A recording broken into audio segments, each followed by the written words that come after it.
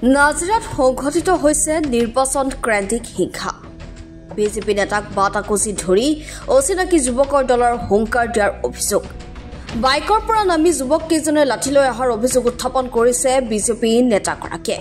কিন্তু কিয় কি কাৰণে যুৱক কেইজন আহিল সেই কথা এতিয়াও জানিব পৰা হোৱা নাই। আৰক্ষীয়ে অভিযান অব্যাহত ৰাখিছে ঘটনা সন্দৰ্ভত।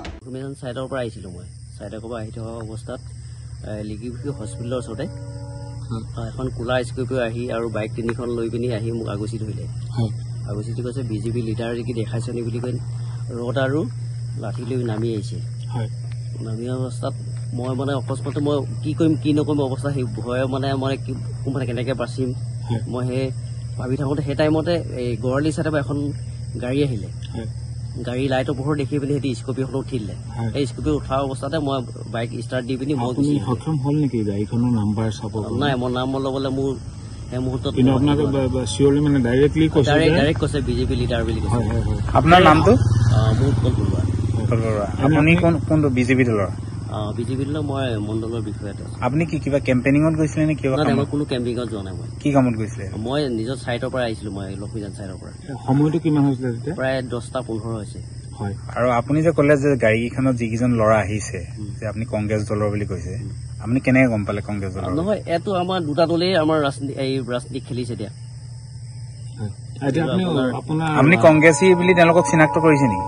মই কংগ্ৰেছী বুলি মই আপোনাৰ ভাবিছো মানে কংগ্ৰেছ আৰু দল দুটা দলেই ইয়াত খেলিছে। কোনো ৰাজ্য দল বা বেলেগ দলৰ খেলা নাই। কংগ্ৰেছ আৰু বিজেপি দলতে মাজতে কেইজনমান মানুহ আছিলে? প্ৰায় 8জনমান মানুহ আছিলে। আপোনাক হাত দিছিলে নেকি গাত? হাত দিব নোৱাৰে। সিহঁতি হাত দি মানে এটা ৰড লৈ পিনি কৈছে বিজেপি লিডাৰ মাৰ বুলি কৈ পিনি আহি গৈছে। মানে গাড়ীখন অহাৰ কাৰণে আপুনি বাচিলে? আমি থানাত এজাহাৰ দিছে নেকি? থানাত অলৰেডি মই ছাৰলৈ অচি ছাৰলৈ ফোন মাৰিলো। অচি ছাৰে গাড়ী পঠিয়াইছো বুলি কৈছে। নাজিৰা থানাত দিছে? বাকী আপুনি ঊৰ্ধ্বতম আপোনালোকৰ যি বিজেপি কৰ্মকৰ্তা আছে? মই কৰ্মকৰ্তালৈ মই ফোন মাৰিলো। আমাৰ ওপৰ এলৈ ফোন মাৰিলো মই। তেওঁলোকে কি কয়? তেওঁলোকে থানালৈ খবৰ কৰিছো বুলি ক'লে। থানালৈ আহিছে বা থানালৈ আহি আছে। মানে এইটো কেনেকুৱা ধৰণৰ ৰাজনীতি হৈছে বুলি ভাবে আপুনি? ৰাজনীতিটো মই এইটো আপোনাৰ ডাইৰেক্ট যেতিয়া আমাৰ বিজেপি লিডাৰ বুলি কৈ মোক এটেক কৰিব লৈছে সম্পূৰ্ণ ভাবি মই এইটো কংগ্ৰেছ বুলিয়ে ভাবিব লাগিব।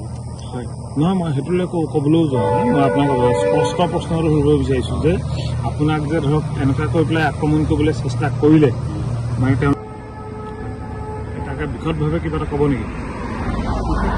মোৰ নাই, মোৰ সন্দেহটো ডাইৰেক্ট মানে কংগ্ৰেছৰ ফালৰ পৰা কিয় ৰখালে বুলি আপুনি ভাবে? মোক আপোনাৰ ডাইৰেক্ট এটি বিজেপি লিডাৰ বুলি কৈছেতো ধৰ মাৰ বুলি কৈছে। ডাইৰেক্টটো মই সন্দেহ কৰিব লাগিব। আপুনি বিজেপি কি পদত আছে? মই মণ্ডলৰ বিষয়ত আছো। কোনটো মণ্ডলৰ? মই পিয়লিফুল মণ্ডলৰ। তেওঁলোক মানে তাৰ পৰা আপোনাক ফ'ল' কৰিছে বুলি আপুনি ভাবে নেকি? ভাবো। হয়, তাৰপিছত আপোনাক মানে কি তেওঁলোক মানে শংকিত হৈ পেলাই আপোনাক ভাবিছে নেকি আপোনাক যে এটেক কৰিব আহিছে? ডাইৰেক্ট এটেক কৰিবলৈ আহিছে। আপোনাৰ গাড়ীৰ পৰা যিটো লাঠি লৈ আহিছে। হয়, ঠিক আছে। নাজিৰাৰ পৰা জাকিৰ আখতাৰ হুছেইনৰ ৰিপৰ্ট, এনি ভাৰত 24।